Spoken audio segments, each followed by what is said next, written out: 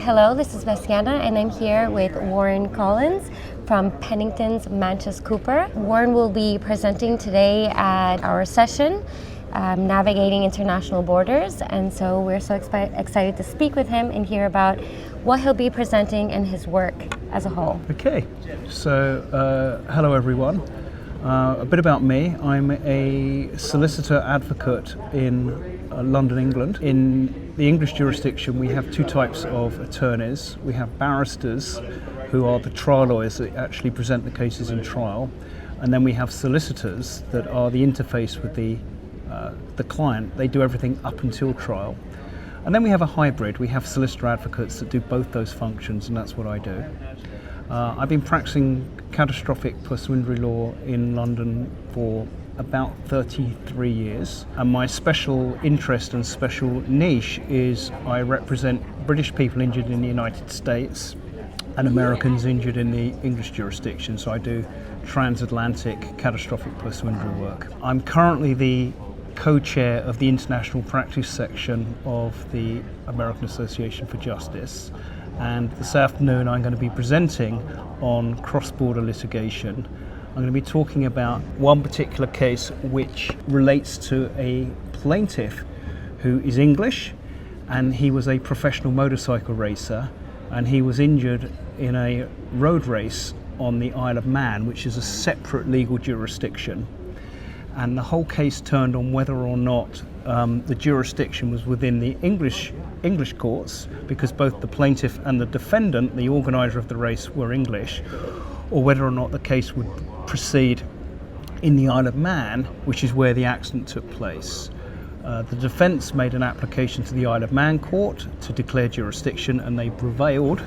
But when the law serves you lemons, the lawyers should make lemonade. And what we did is we turned that case around and managed to get Isle of Man lawyers to instruct us as English lawyers to represent them as agents, and the defence did exactly the same thing. So in reality, the whole case ended up being proceeded in the English jurisdiction, and that case resulted in a very large settlement for the plaintiff. So that's the case that we are presenting this afternoon.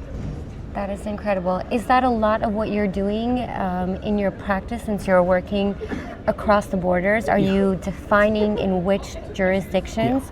Yeah. So one of the key issues, particularly in the American courts in the United States, is the concept of forum non-convenience, where a defendant will quite often argue that it's not appropriate that case should be filed in the United States courts when it involves a British plaintiff. Sometimes they prevail, sometimes they don't. It depends on the circumstances of the case, but that is often a feature of the work that we do, is arguing about jurisdiction. And that's what I'm going to be talking about a lot this afternoon.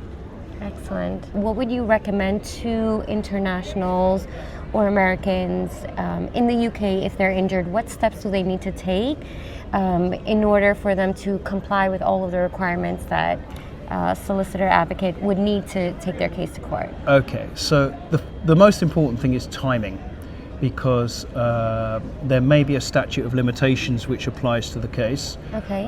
In the English jurisdiction, that is 3 years from the date of the accident, unless the plaintiff has been injured to such an extent that they no longer have capacity to litigate their claim. If they've been brain injured to the extent they don't understand and can't understand the legal process, then that time limit may be extended. The same thing for children. Children's time limits don't apply until they reach the age of 18. The 3 years starts to run from there. Okay.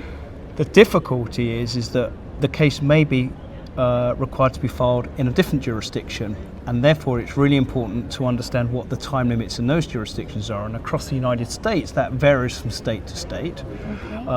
And quite often, quite a lot of work needs to be done in preparation for a case before it's ready to be filed. So we say it's never too early to pick up the phone, have a chat with a lawyer who understands both British, English and United States law if they've got a cross-border dispute, to figure out what the timing is is going to be in their particular case.